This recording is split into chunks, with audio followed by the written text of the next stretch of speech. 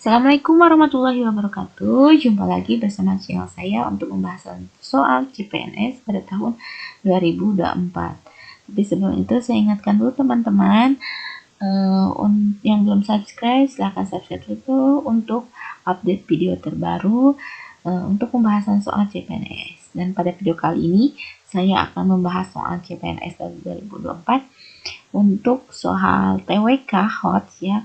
Ini materinya itu Konstitusi RI, ini part 6 ya untuk pembahasan soal TWK. Oke, kita langsung saja untuk soal yang pertama. Perhatikan pernyataan berikut ini. Jadi kalau ada pernyataan ini teman-teman bisa langsung ke soalnya ya. Ini pernyataan di atas yang merupakan ciri-ciri dari Konvensi Ketatanegaraan adalah nomor berapa nih? Nah, tapi saya akan bacakan dulu ya. Ini pernyataannya. A1 berkenaan dengan hal-hal dalam bidang sosial, budaya, dan ketatanegaraan. 2 tumbuh dan dapat pula berlaku bagi negara lainnya.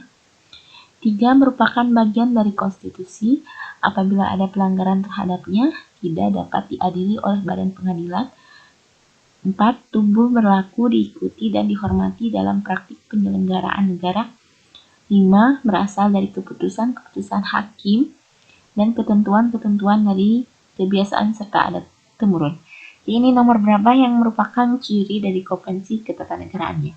Oke, itu jawabannya yang C ya teman-teman. Ini ciri-cirinya ya. Yang pertama itu konvensi itu berkenaan dengan hal-hal yang dalam bidang ketatanegaraan. Kemudian konvensi tumbuh, berlaku, diikuti, hormati, dan praktikkan penyelenggaraan negara. Kemudian konvensi sebagai bagian dari konstitusi.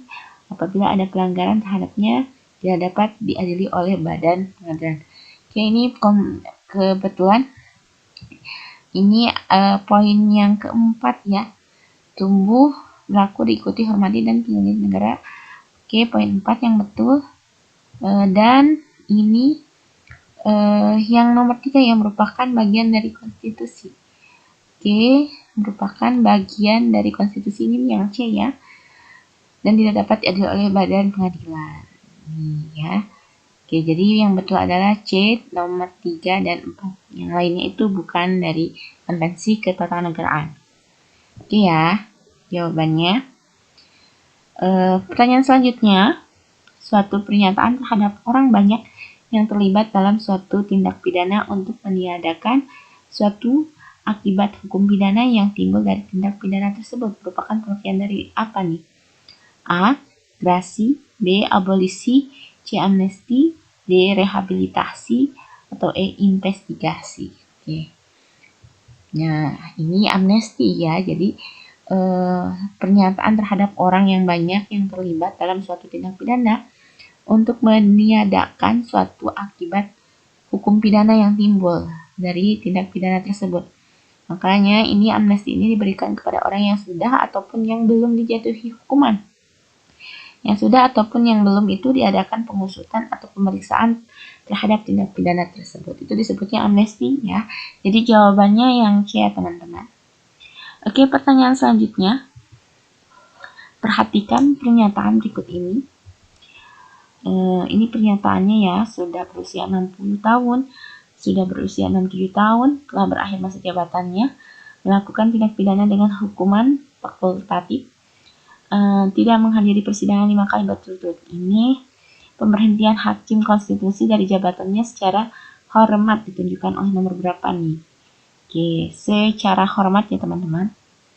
Oke, akan diberhentikan dari jabatannya secara hormat, berarti biasanya itu karena sudah berusia 67 tahun ya.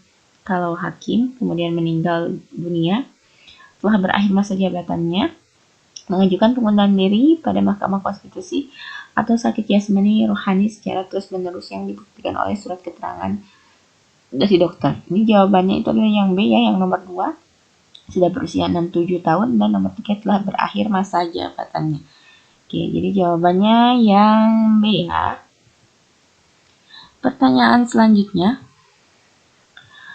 Anggota MPR terdiri atas anggota DPR dan anggota DPD yang dipilih melalui pemilihan umum untuk masa jabatan selama 5 tahun dan berakhir Titik-titik anggota MPR yang baru mengucapkan sumpah janji yang dipandu oleh Ketua Mahkamah Agung dalam sidang paripurna MPR. Nah, ini ada titik-titik itu kata yang tepat itu apa ya teman-teman? Sebelum, sesudah, bersamaan, 1 bulan setelah, 1 bulan sebelum. Ini yang paling tepat ya, itu adalah yang C. Ini kata kuncinya itu adalah berakhir bersamaan ya. Jadi untuk masa jabatan selama 5 tahun dan berakhir bersamaan anggota MPR yang baru mengucapkan sumpah janji itu ya. Jadi jawabannya yang C. Oke, pertanyaan selanjutnya, Komisi Yudisial adalah lembaga negara yang mempunyai wewenang berikut ini. Oke, wewenangnya apa ya? A. Mengajukan 3 orang anggota hakim konstitusi dan menegakkan kehormatan, keluhuran martabat, serta perilaku hakim. B. Mengajukan 3 orang anggota hakim konstitusi dan memberikan pertimbangan dalam hal presiden imigrasi dan rehabilitasi. C. Mengusulkan pengangkatan hakim agung dan menjaga menegakkan kehormatan, keluhuran martabat, serta perilaku hakim. Dia memberikan pertimbangan dalam hal presiden imigrasi, rehabilitasi, dan mengusulkan pengangkatan hakim agung. Atau E. Berwenang mengadili pada tingkat kasasi, menguji peraturan perundang-undangan di bawah undang-undang terhadap undang-undang dan mempunyai wewenang lainnya yang diberikan oleh undang-undang. Oke, ini adalah dari Komisi Yudisial ya, mempunyai wewenang untuk mengusulkan pengangkatan hakim agung dan menjaga menegakkan kehormatan, keluhuran martabat, serta perilaku hakim. Ini yang benar itu adalah jawabannya adalah yang C. Jadi hanya mengusulkan ya. Mengusulkan pengangkatan hakim. Oke, bukan mengajukan 3 orang gitu ya, tapi mengusulkan pengangkatan hakim agung dan menjaga dan menegakkan kehormatan, keluhuran martabat, serta perilaku hakim. Oke, pertanyaan selanjutnya, dalam sistem checks and balance di Indonesia, pihak MPR memiliki wewenang untuk A. Memberi pertimbangan dalam memberi amnesti dan abolisi. B. Mengawasi pemerintah atau eksekutif sesuai hak pengawasan.